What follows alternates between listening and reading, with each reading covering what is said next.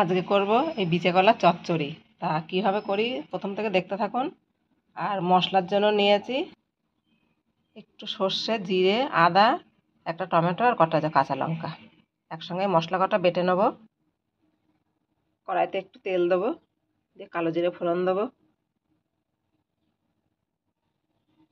কালো জিরে ফোড়ন,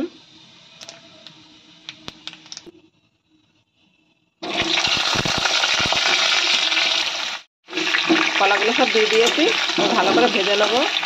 এই কলা চচ্চড়ি কিন্তু বেশি গ্রামের দিকেই চলে, আর এটা একদম পুরোনো দিনের রান্না। এই বিচে কলা চচ্চড়ি আগেকার লোক আর কি এই চচ্চড়িটা বেশি খেত।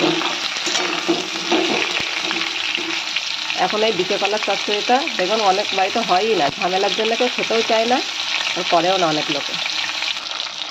কলাগুলো ভালো করে ভেজে নিয়েছি, নুন দিয়ে দেবো,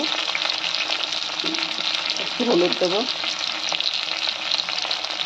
মশলাটাও দিয়ে দেবো একসঙ্গে।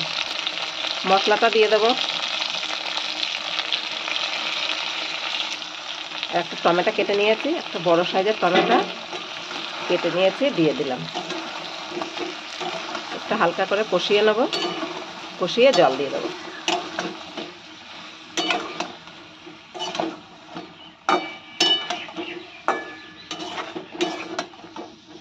আর এই রান্নাটা ঠিক এইভাবে একবার করে খেয়ে দেখবেন।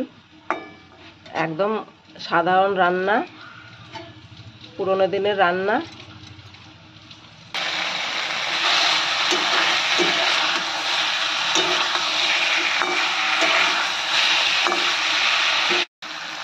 জল দিয়ে দেবো, কষিয়ে নিয়েছি।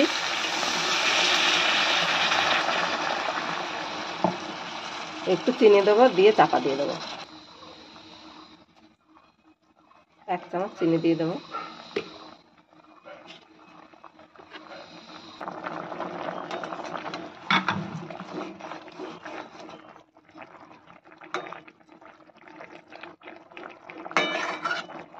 চাপা দিয়ে হতে দেবো।